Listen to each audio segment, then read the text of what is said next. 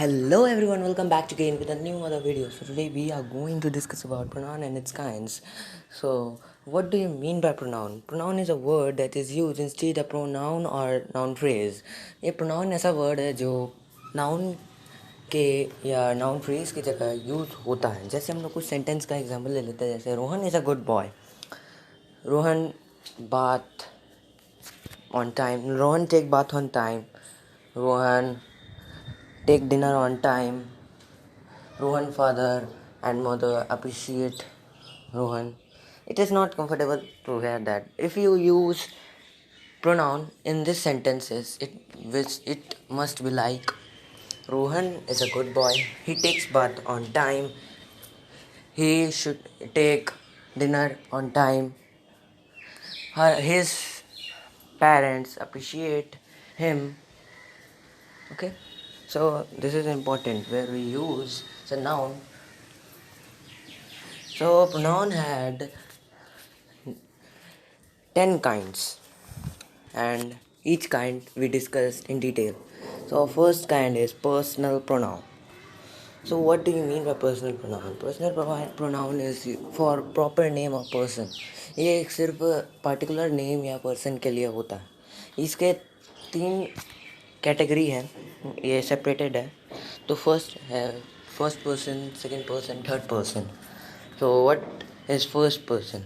So first person का subject pronounce आई है, और आई जो है सिंगुलर में है, सब्जेक्ट प्रोनाउंस में आई सिंगुलर में है और वी प्लूरल में है. और अगर हम लोग देखें ऑब्जेक्ट प्रोनाउंस में तो मी सिंगुलर में है, अस प्लूरल में हो. वी और अस एक ही है लेकिन सब्जेक्ट और ऑब्जेक्ट प्रोनाउंस अलग. आई और मी एक ही है बट सब्जेक्ट प्रोनाउंस और ऑब्जेक्ट प्रोनाउंस है. आगे है सेकंड पर्सन. सेकंड पर्सन का सब्जेक्ट प्रोनाउन में singular you plural you. Object pronoun में सिंगुलर यू प्लूरल भी यू ही होगा, चाहे वो ऑब्जेक्ट हो या सब्जेक्ट प्रोनाउंस हो. Let's see third person. So third person is singular. Subject pronoun is he, she, it. It is singular pronoun, he, she, it, and plural is they. This is subject pronoun. And object pronoun have singular him, her, it, and them. Singular में है object pronoun का him, her, it है और plural में them है. Okay, तो यही है. फिर आगे है demonstrative pronoun. Demonstrative pronoun are used to point out something. ये कोई भी चीज़ को मतलब दिखाने के लिए करता है. जैसे एग्जांपल में देख सकते हैं, this is my house. This is my house. कौन सा हाउस? This house. ये हाउस मेरा है. अब लिखे हम इज़ माई हाउस तो it is not possible. So like this is my house, यह घर मेरा है. Are those mister Kumar children?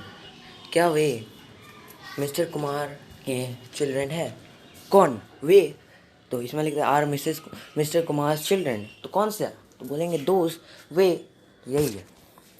फिर आगे है इंटेरोगेटिव प्रोनाउन. इंटेरोगेटिव प्रोनाउन मतलब are use to ask questions.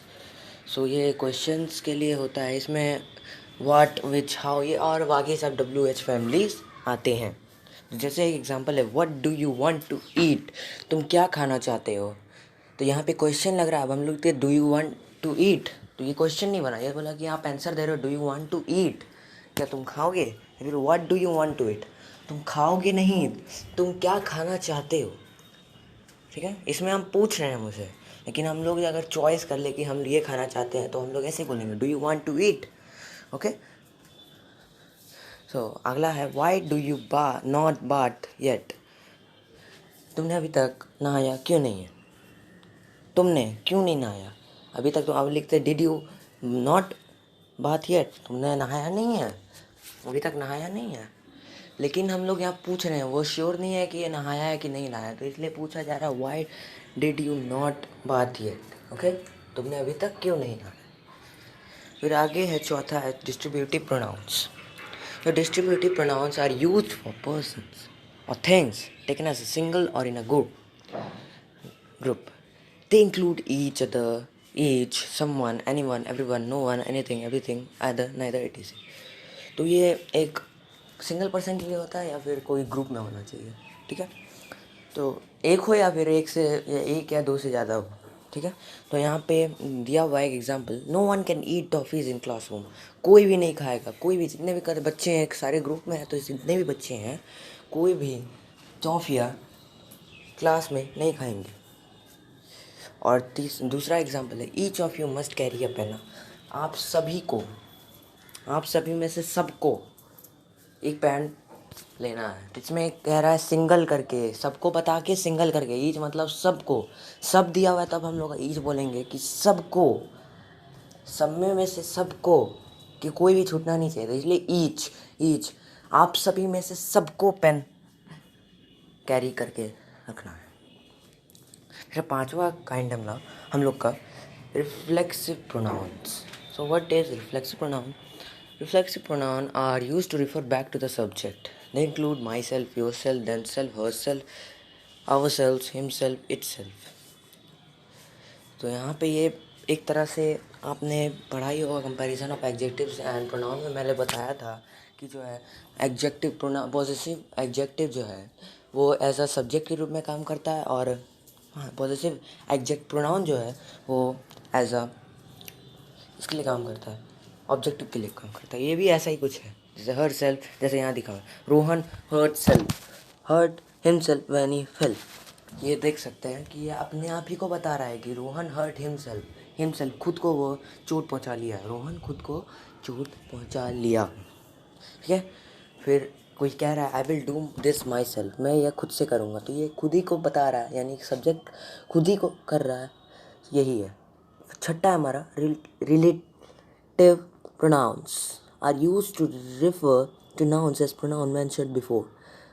ये यूज़ होता है नाउन, जब प्रोनाउन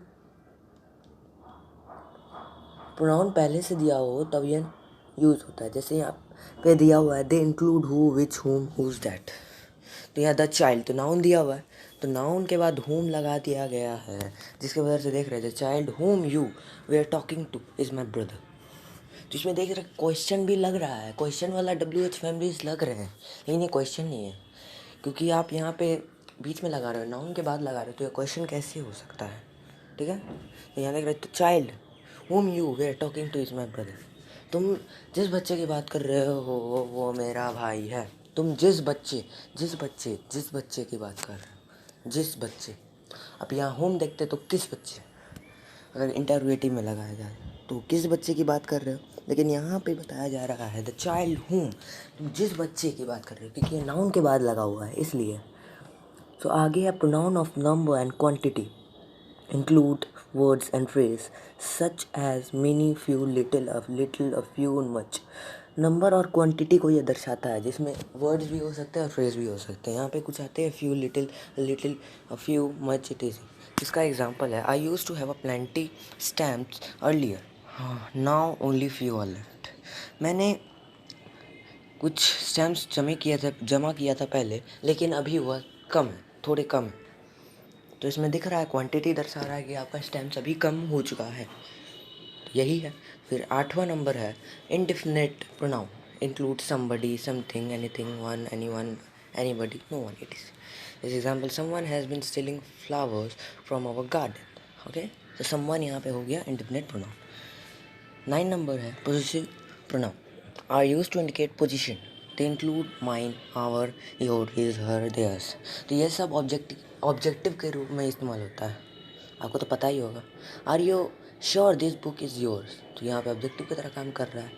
योर्स आपका है क्या, तो ये पोजीशन दिखा रहा है, यही है। फिर आखिरी हमारा emphatic pronouns are used to put emphasis on subject. They are same like reflexive pronoun. ये रिफ्लेक्सिव प्रोनाउन के जैसा सेम होता है। तो यहाँ एक एग्जांपल दिया हुआ है I assure that the project will be finished in this month itself. ये खुद से हो जाएगा, तो इटसेल्फ यहाँ पे दिया हुआ है। तो थैंक्स फॉर वॉचिंग, आज के लिए इतना ही। अगले वीडियो में हम लोग वर्ब के बारे में डिस्कस करेंगे। तब तक के लिए बाय बाय।